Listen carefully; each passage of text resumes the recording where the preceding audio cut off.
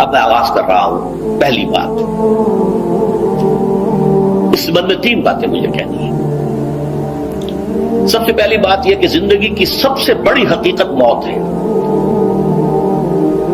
ہم بلائے رکھتے ہیں، اپنے ذہن سے اسے دور رکھتے ہیں، لیکن واقعہ یہ ہے کہ زندگی کی سب سے بڑی حقیقت موت ہے۔ خدا کے منکر پیدا ہوئے ہیں، لیکن موت کا انکار کرنے والا تو کوئی پیدا نہیں ہوا۔ اس لیے میں نے آیت آپ کو سنائی، کل نفس ذائقۃ الموت، ہر سی نفس کو موت کا مزہ چکھنا ہے، ہر جاندار کو موت کا مزہ چکھنا ہے۔ ثم الینا ترجعون، پھر ہماری طرف لوٹا دیے جاؤ۔ تو زندگی کی سب سے اہم حقیقت موت، اور موت کے بعد رجوع اللہ، آخرت، یہ سب سے بڑی حقیقت ہے۔ ایک حقیقت سب مانتے ہیں، سب جانتے ہیں، دوسری حقیقت کے اوپر پردہ پڑا ہوا ہے۔ میں نے اس اعتبار سے نوٹ کیا، یہ الفاظ قرآن میں 3 مرتبہ ہے، کل نفس ذائقۃ الموت، ہر جاندار کو موت کا مزہ چکھنا ہے۔ انبیاء اس سے مستثنا نہیں رہے، رسول اس سے مستثنا نہیں رہے، اولیاء اللہ مستثنا نہیں رہے۔ وقتی طور پر استثناء حضرت عیسیٰ کا ہے کہ ابھی وہ زندہ ہیں، لیکن عیسیٰ یاتی علیہ الموت، حضور نے فرمایا عیسیٰ پر بھی موت آئے گی، جب دوبارہ آئیں گے زمین پر اتریں گے، پھر اس کے بعد ان پر موت وارد ہوگی، ان کی نماز جنازہ پڑھی جائے گی، انہیں دفن کیا جائے گا حضور کے پہلو میں، شادی بھی کریں گے، اولاد بھی ہوگی۔ باقی تو یہ ہے کہ کل نفس ذائقۃ الموت، سب کو موت کا مزہ چکھنا ہے۔ عیسیٰ بھی بالآخر اس سے مستثنا نہیں رہیں گے، بلکہ قرآن میں ایک جگہ کہا گیا ہے افإن مت فهم الخالدون، کیا ہے نبی اگر آپ کا انتقال ہو گیا تو یہ کیا ہمیشہ رہیں گے؟ کون ہے دنیا میں جو ہمیشہ رہے؟ انتقال تو ہونا، آپ کا بھی ہونا ہے۔ انک میت وانہم لمیتون، یہ تو مختصر ترین الفاظ تھے۔ اس سے آگے بڑھیے، سورہ انبیاء میں فرمایا کل نفس ذائقۃ الموت ونبلوکم بالشر والخیر فتنہ وإلینا ترجعون، ہر جاندار کو موت کا مزہ چکھنا ہے، اور اس سے پہلے پہلے ہم تمہیں آزماتے رہیں گے، خیر کے ذریعے بھی، بھلائی دے کر، صحت دے کر، دولت دے کر، اولاد دے کر، شہرت دے کر، اور برائی کے ذریعے سے بھی، تنگ دستی دے کر، بے عزتی دے کر، اہانت دے کر، ذلت دے کر، وإلینا ترجعون، اور پھر ہماری طرف لوٹائے جاؤ گے۔ یہ وہ دوسری حقیقت جو میں نے کہا کہ جس پر پردہ پڑا ہوا ہے، بہت بڑا پردہ ہے۔ لوگ یہی سمجھتے ہیں کہ یہی دنیا کی زندگی ہے۔ قرآن کہتا ہے ان الدار الآخرۃ لہی الحیوان لو کانوا یعلمون، یہ تو آخرت والی زندگی ہے جو اصل زندگی ہے، کاش کے انتقال ہوتا۔ اس سے بھی زیادہ تفصیل سے یہ آل عمران میں آئی ہے، کل نفس ذائقۃ الموت وانما توفون اجورکم یوم القیامہ، ہر جاندار کو موت کا مزہ چکھنا ہے، اور پھر تمہیں پورا پورا تمہارا اجر اور بدلہ دے دیا جائے گا قیامت کے دن۔ فمن زحزح عن النار وادخل الجنۃ فقد فاز، جو کوئی آگ سے بچا لیا گیا اور جنت میں داخل کر دیا گیا وہ تو کامیاب ہو گیا۔ اللہم ربنا اجعلنا منہم، اللہم ربنا اجعلنا منہم، اللہم ربنا اجعلنا منہم۔ وما الحیات الدنیا الا متاع الغرور، اور دنیا کی زندگی تو سوائے دھوکے کے سامان کے اور کچھ نہیں ہے۔ دھوکہ کس معنی میں؟ یہ تمہیں اصل زندگی سے غافل کر دیتی ہے۔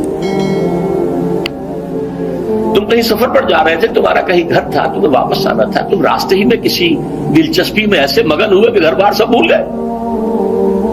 یہ تو تمہارا عارضی سا سفر تھا، تم نے اسی کو اپنی منزل بنا لیا، اپنا ٹھکانہ بنا لیا، تو دھوکہ دیا اس نے تمہیں۔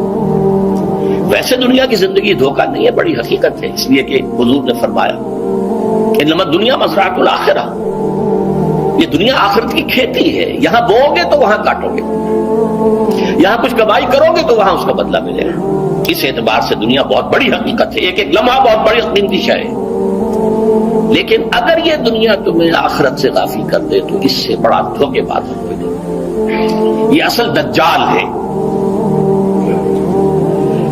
میں نے تقریباً 60 برس کی عمر کو جب میں پہنچا تھا تو موت کا انتظار شروع کر دیا تھا۔ میرے قریبی احباب کو معلوم ہے، میں کہتا رہا، یہ بھی کہتا رہا کہ بھائی میں اپنے حصے کا کام کر چکا ہوں، جتنی صلاحیت اللہ نے دی تھی، جتنی بھی میرے اندر استعداد تھی، میں اس کو بھرپور طریقے پر استعمال کر چکا ہوں۔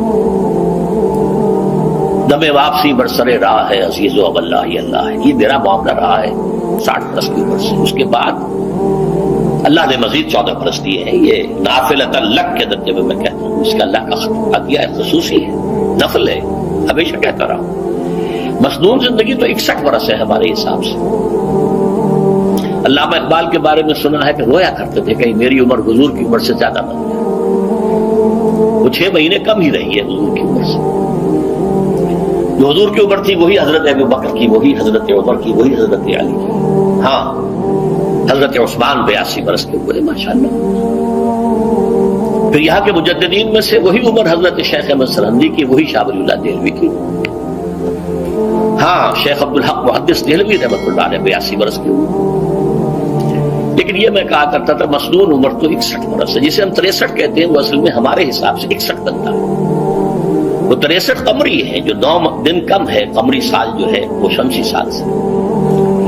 بہرحال میں اس وقت سے منتظر تھا، لیکن جو بھی وقت اللہ نے دیا ہے اللہ کا شکر ہے، وہ مفید کاموں میں لگا ہے۔ ان میں خاص طور پر میں سمجھتا ہوں کہ اللہ کا مجھ پر سب سے بڑا احسان، اور مجھے پر نہیں، بہت بڑے پیمانے پر لوگوں پر جو احسان ہوا ہے، وہ میرا 1998 کا دورہ تھا جو میں قرآن جو کراچی میں ہوا تھا۔ 1998 کے مارچ میں میرا بڑا آپریشن ہوا، دونوں گھٹنے تبدیل کیے گئے، لیکن 98 کے آخر میں، حالانکہ میں چل نہیں سکتا تھا، کراچی میں مسجد جو ہے اونچی ہے، دوسری منزل پر ہے، تو خاص ریمپ بنایا گیا جس کے ذریعے میں ویل چیئر پر مجھے لے جایا جاتا تھا۔ میں نے درس دیا۔ اس درس کی گزشتہ چند سالوں سے پوری دنیا میں جو گونج ہوئی ہے اللہ کے فضل و کرم سے، اللہ کوئی حکمت خداوندی اس کے ساتھ وابستہ ہے۔ اس میں میرے کسی کام کو دخل نہیں ہے، میری کسی کوشش کو دخل نہیں ہے۔ میں نے تو جو درس میں دیتا آ رہا تھا سن 85 سے دورہ ترجمہ قرآن، البتہ یہ بات ضرور ہے کہ میں نے محسوس کیا تھا کہ سن 98 کے اس درس میں دورہ ترجمہ قرآن کے مجھے خصوصی انشراح حاصل تھا۔ میری ساری گفتگو کا حاصل کیا ہے؟ دیکھیے، نظریاتی تحریکوں کا تعلق اشخاص سے نہیں ہوتا، ٹھیک ہے؟ کوئی اس کا داعی ہوتا ہے، کوئی اس کا مؤسس ہو جاتا ہے، کوئی اس کا آغاز کرنے والا ہوتا ہے، لیکن نظریاتی تحریک افراد سے وابستہ نہیں ہوتی۔ افراد آتے چلے جاتے ہیں اپنا اپنا حصے کا کام کر کے، جس کو جتنا مقدر ہے، جس اللہ تعالیٰ کی طرف سے توفیق ہے، وہ اپنا کام کرے گا، چلا جائے گا۔ یہ چمن یوں ہی رہے گا اور ہزاروں جانور اپنی اپنی بولیاں سب بول کر اٹھائیں گے۔ مبارک ہیں وہ لوگ جنہیں قرآن کی بولی بولنا نصیب ہو جائے۔ وَإِنْ يَحْسَبُ أَنِّي مِنْهُمْ، مجھے گمان ہے، اللہ کا فضل ہے کہ میں ان میں سے ہوں، میں نے قرآن کی بولی بولی ہے، اور قرآن مجید کو جیسا کہ وہ ہے ایز اٹ از، اپنے کو مذمومہ خیالات، اپنے کوئی ذہن سے زائدہ نظریات کو میں نے اس میں دخل نہیں دیا، جسے انگریزی میں آپ آبجیکٹیولی کہتے ہیں۔ خالص معروضی طور پر قرآن کو پڑھا ہے، قرآن کو قرآن سے سمجھائے، یا پھر سیرت رسول سے سمجھائے۔ میں لفظ سنت کی بجائے سیرت استعمال کر رہا ہوں۔ قرآن مجسم حضور تھے صلی اللہ علیہ وسلم، اور حضور کی سیرت اور حیات جو ہے وہ قرآن مجید کی اصل تفسیر ہے۔ یہ حقیقت بھی بہت کم لوگوں کے علم ہے۔ وہ احادیث کا نام تو لیتے ہیں، احادیث بھی ہے، سیرت بھی تو احادیث ہی سے ہمیں ملتی ہے، لیکن میں خاص طور پر سنت یا حدیث کی بجائے سیرت کا لفظ استعمال کرتا ہوں۔ قرآن کی 2 سورسز ہیں، قرآن خود اور سیرت رسول صلی اللہ علیہ وسلم۔ بہرحال انشاءاللہ اور عزیز یہ کام بڑھے گا، چلے گا، یہ میں ابھی بعد میں عرض کروں گا۔ دوسری بات جو میں نے آیت پڑھی آپ کو، وَمَن نُعَمِّرْهُ نُنَكِّسُ فِي الْخَلْقِ أَفَلَا يَعْقِلُونَ، بہت بڑی حقیقت زندگی کی یہ بھی ہے، جس کی ہم عمر زیادہ کر دیتے ہیں اس کی خلقی صلاحیتوں میں کمی کر دیتے ہیں۔ موٹی بات ہے، بڑھاپا آئے گا، ہمیشہ کی مانی ہوئی بات ہے۔ اگرچہ جوانی میں آدمی بڑھاپے کا تصور نہیں کرتا، لیکن بڑھاپا آنا ہے، یہ بھی ایک حقیقت ہے موت کی طرح۔ غالب نے کہا تھا مزمحل ہو گئے قوائے غالب، اب عناصر میں اعتدال کہاں۔ ایک صاحب نے مجھے شعر سنایا تھا، ابراہیم صاحب سے ٹونک کے رہنے والا، ذوق پیری بڑھ گیا، جوش جوانی گھٹ گیا۔ اب عصا بنوائیے نخل تمنا کاٹ کر. یہ تمنائیں جو ہیں طول العمل انہیں کاٹو. اب گئی جوانی, امنگوں والا دور گیا. اور یہ جو تمناؤں کا پودا ہے اس میں سے لکڑی لے کر عصائے پیری بنوا لیجیے. اب بڑھاپے کے لیے ایک عصا درکار ہے. بڑا پیارا شعر ہے. ذوف پیری بڑھ گیا, جوش جوانی گھٹ گیا, اب عصا بنوائیے نخل تمنا کاٹ کر. ابھی 2-3 دن ہوئے ہیں یہاں پر جو خانہ فرہنگ ایران ہے اس کے ڈائریکٹر آئے تھے, انہوں نے فارسی کا ایک شعر سنایا, بڑا پیارا شعر. در جوانی گفتم کہ شعر است اگرچہ پیر بود. جوانی میں یہ کہا کرتا تھا کہ شعر تو شعر ہی ہوتا ہے چاہے بوڑھا ہو جائے, بوڑھے ہونے سے اس میں کیا فرق وقت ہو جائے. شعر است اگرچہ پیر بود. چوب پیری رسیدم, جب میں خود پیری اور بڑھاپے کو پہنچ گیا, دیدم تو مجھے یہ بات نظر آئی کہ پیر است گرچہ شعر بود. بوڑھا بوڑھا ہی ہوتا ہے چاہے وہ شعر ہی کیوں نہ ہو. تو یہ بڑھاپا جو ہے یہ زندگی کی دوسری بڑی حقیقت ہے. اس کا ایک اثر تو سب کو معلوم ہے, قوائے غالب جو میں نے کہا, بڑھاپے کا عام نتیجہ جسمانی ضعف, سب جانتے ہیں. لیکن مجھ پر اور کچھ اور لوگوں پر بھی خاص طور پر اس کا جو ایک اثر ہوتا ہے, یہ مجھ پر ہوا ہے, وہ ہے یادداشت کی کمزوری. اور یہ میں کئی سال سے محسوس کر رہا ہوں. میری پرانی یادداشت بڑی مضبوط ہے, قوی ہے, اس میں کہیں کوئی کمی نہیں ہے. لیکن ریسنٹ پاس کی چیزیں جو ہے, پچھلے 5-6 سال کے واقعات مجھے یاد نہیں رہتے. اشخاص سے ملا ہوں اور دیکھ کے پہچان لیتا ہوں, کئی بار ملاقات ہوئی, نام یاد نہیں آتا. تاریخیں اور اشخاص کے نام کے اعتبار سے تو خاص طور پر کئی سال سے میری جو میموری ہے وہ امپیئرڈ ہے. اور میں محسوس کرتا رہا ہوں کچھ عرصے سے کہ تقریر کے دوران محسوس ہوتا بلیک آؤٹ ہو گیا, اور مجھے سلسلہ کلام جوڑنے کے لیے سوچنا پڑا. بعض اوقات 1000 کروڑ مرتبہ بولے ہوئے الفاظ غائب. اب چاہے کتنا ہی زور لگا لوں وہ لفظ یاد نہیں آئے گا. ہاں تھوڑی دیر کے بعد خود بخود یاد آ جائے گا. میرے اس آپریشن سے اب کچھ عرصے پہلے تک جو میری تقریریں یہاں ہوئی ان میں بہت سے لوگوں نے نوٹ کیا, میری تقاریر میں اب وہ روانی نہیں رہی تھی. وہ جو کراس ریفرنسز آیا کرتے تھے جس کی بنا پر ایک مولانا عبدالکریم باریک صاحب تھے ناگپور کے, انڈیا کے, مولانا علی میاں کے وہ خلفاء میں سے, انہوں نے تفسیر بھی لکھی ہے قرآن میں. وہ ایک مرتبہ لاہور آئے تھے تو مجھ سے بھی ملاقات ہوئی, میرا درس بھی سنا. پھر یہاں وہ ایک دینی ادارے میں گئے, وہاں میرے خلاف باتیں ہو رہی تھی. تو انہوں نے کہا بھائی اس شخص کی کیا بات کرتے ہو, اس کے سامنے تو معلوم ہوتا ہے کہ قرآن کھلا ہوا ہے, جہاں سے چاہے لے لے. پھول کھلے ہیں گلشن گلشن, لیکن اپنا اپنا دامن, تم کیا بات کر رہے ہیں اس کے بارے میں. تو عبدالکریم باریک صاحب کی وہ جو تاثر تھا وہ صحیح تھا. کراس ریفرنسز کا آنا, القرآن یفسر بعضہ بعضا, اس میں بہت کمی آ گئی.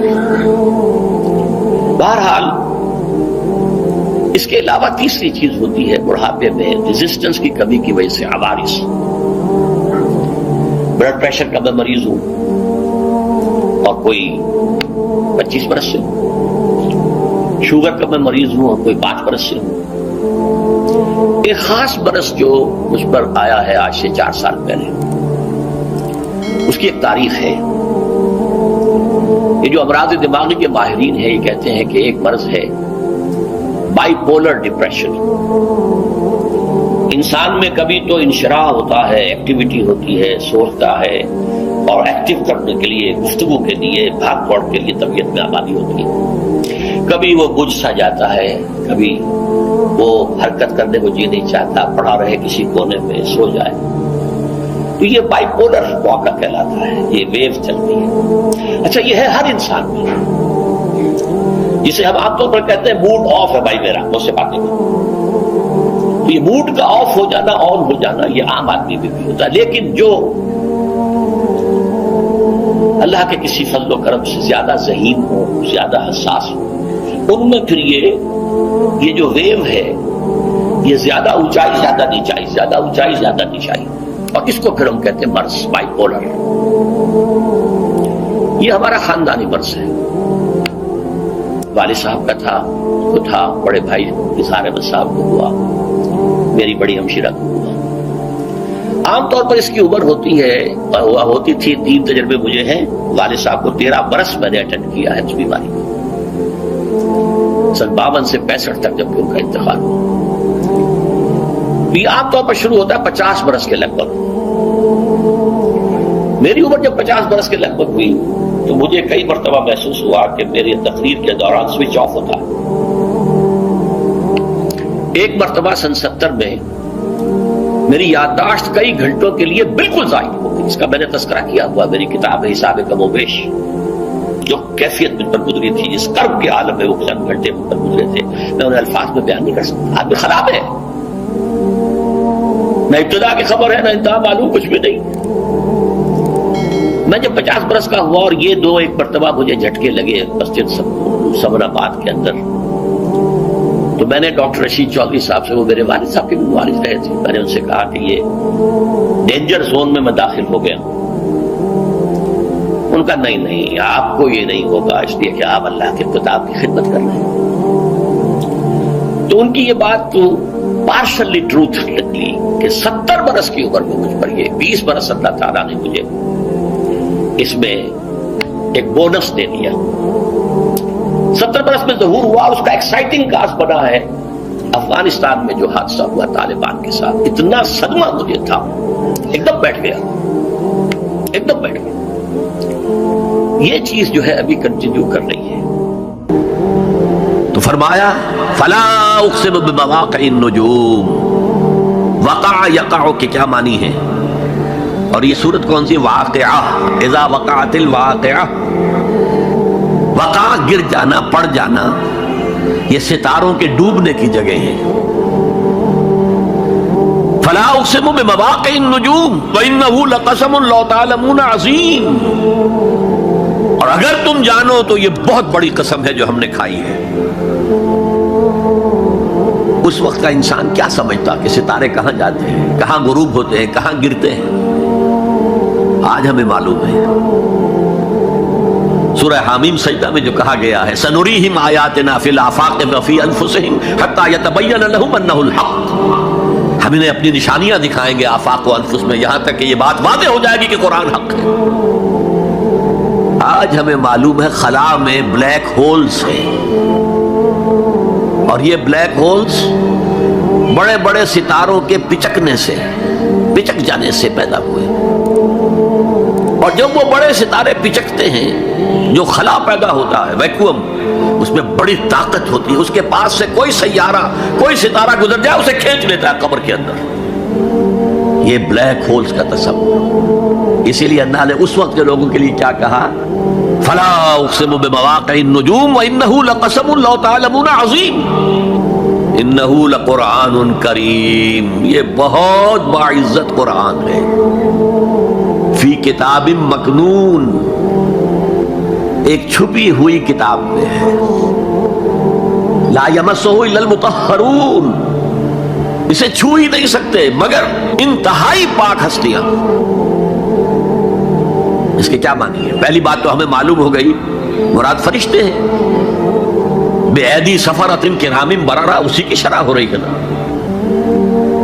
اسی سے ایک فقہی مسئلہ نکالا گیا کہ بغیر وضو کے ہاتھ نہ لگاؤ. لیکن اس کا اصل مفہوم کیا ہے وہ سمجھیے. قرآن کی روح تک کوئی نہیں پہنچ سکتا جب تک کہ تزکیہ نفس نہ ہو گیا. اگر حب مال، حب دنیا، حب جاہ، حب شہرت، اگر یہ تمام محبت میں دل سے نکل نہ جائیں تو قرآن کی روح تک آپ کی اپروچ نہیں ہوگی. مولانا روم نے کہا ہے، اگرچہ ذرا میں سمجھتا ہوں کہ انہوں نے بہت سخت الفاظ استعمال کیے، ماز قرآن مغزہا برداشتے اس دخاں پیش سگا انداختے. ہم نے قرآن سے اس کا مغز لے لیا ہے، جو ایسنس ہے وہ کھینچ لیا ہے. ہڈی کا گودا جو ہے وہ ہم نے نکال لیا ہے. ہڈیاں ہم نے پھینک دی ہیں کتوں کے سامنے جو لڑ رہے ہیں. علم کلام کا مسئلہ ہے صفات حق حق سے جدا یا عین ذات، قرآن مخلوق ہے یا نہیں ہے، غیر مخلوق، اور بڑے بڑے ہو رہے ہیں اس کے اوپر، یہ کتے لڑ رہے ہیں ان ہڈیوں کے اوپر۔ ہم نے اس میں سے اصل شے نکال لی، وہ کیا ہے؟ اللہ کی محبت، اللہ کی معرفت، یہ ہے اصل شے۔ ماذ قرآن مغزہ برداشتے استخا پیشے سگا انداختے۔ تو جب تک انسان کا باطن پاک نہ ہو جائے وہ قرآن کے چھلکوں سے کھیلتا رہے گا، چاہے وہ کہنے کو مفسر ہو، قرآن کے باطن تک کبھی نہیں پہنچے گا۔ فی کتاب مکنون لا یمسہ الا المطہرون تنزیل من رب العالمین، یہ تھوڑا تھوڑا کر کے اتارا گیا ہے رب العالمین کی طرف سے۔ انزال کے معنی ہے دفعتاً اتار دینا۔ لیلۃ القدر میں آیا انا انزلناہ فی لیلۃ القدر۔ رمضان کے بارے میں شہر رمضان الذی انزل فیہ القرآن، باب افعال، لیکن حضور پر ایک دم نہیں اترا، تھوڑا تھوڑا تھوڑا تھوڑا 23 برس میں جا کر اس کی تکمیل ہوئی۔ اب دیکھیے جو شکوہ کیا اللہ نے، کیا اس جیسی نعمت سے تم مداہنت کر رہے ہو، بے اعتنائی کر رہے ہو، اسے پڑھتے نہیں ہو، اسے سمجھتے نہیں ہو، اس پر عمل نہیں کرتے، اسے اپنا امام نہیں بناتے۔ تمہارا طرز عمل یہ ہے، بلکہ تم نے اپنا نصیب یہ بنا لیا ہے کہ تم اسے جھٹلا رہے ہو۔ غور کیجئے، جھٹلانا جو ہے دو طرح کا ہے۔ ایک ہے زبان سے کہنا کہ یہ نہیں ہے، کوئی اللہ کا کلام نہیں ہے، یہ قرآن وغیرہ جھوٹ، سب اساطیر الاولین ہیں، یہ محمد نے گھڑ لیا ہے وغیرہ وغیرہ، جھٹلانا ہو گیا۔ ایک جھٹلانا ہے عمل سے جھٹلانا، مان تو لیا اللہ کا کلام ہے لیکن اس کی حرام کردہ شے کو اپنے لیے حلال کیا ہوا ہے۔ حدیث نبوی ہے ما آمن بالقرآن من استحل محارمہ، اس شخص کا قرآن پر کوئی ایمان نہیں ہے جو اس کی حرام کردہ چیز کو اپنے لیے حلال ٹھہرا لے۔ اس اعتبار سے غور کیجئے، اور اس کی مثال بھی دی ہوئی ہے سورہ جمعہ میں، مثل الذین حملوا التوراۃ ثم لم یحملوها کمثل الحمار یحمل اسفارا بئس مثل القوم الذین کذبوا بآیات اللہ واللہ لا یہدی القوم الظالمین۔ مثال ان لوگوں کی جو حامل تورات بنائے گئے تھے اور پھر انہوں نے اس کی ذمہ داری کو ادا نہیں کیا، اسے قائم نہیں کیا، اس کے احکام پر عمل نہیں کیا۔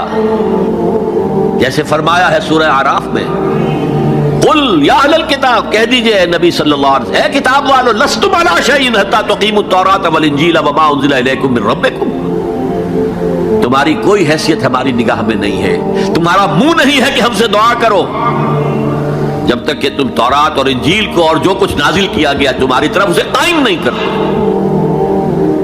آج اللہ ہماری دعائیں نہیں سنتا، 30 لاکھ جا کر حج کرتے ہیں، دنیا کے حالات میں کوئی ذرہ برابر فرق آتا ہے؟ اول تو حرام کی کمائی سے حج ہو رہا ہے، تو حج ہے ہی نہیں سرے سے۔ جو کچھ کرتے گئے تھے سودی کاروبار وہی آ کر دوبارہ شروع کر دیا، سرکاری ملازمت تو جو رشوت پہلے لے رہے تھے اس کے بعد آ کر شروع کر دیا۔ یہ کیا ہے؟ یہ تکذیب بالعمل ہے، جھٹلانا ہے۔ تم نے اپنا نصیب یہ بنا لیا ہے کہ تم قرآن کو جھٹلا رہے ہو، جیسے کہ انہوں نے جھٹلایا تھا۔ مثل الذین حملوا التوراۃ ثم لم یحملوها کمثل الحمار یحمل اسفارا، ان کی مثال ان گدھوں کی سی ہے جن پر کتابوں کا بوجھ لاد دیا گیا۔ مکالمات فلاں تم گٹھڑی باندھ کر گدھے کے اوپر رکھ دیجئے تو کیا وہ واقعی منطقی اور فلسفی بن جائے گا؟ یہ مثال اللہ دے رہا ہے۔ اور یہ مثال کیوں دی گئی ہے؟ اس آئینے میں ہمیں ہماری تصویر دکھائی گئی ہے۔ تم اگر قرآن کا حق ادا نہیں کر رہے تو تمہاری مثال وہی ہے جو یہود کی تھی۔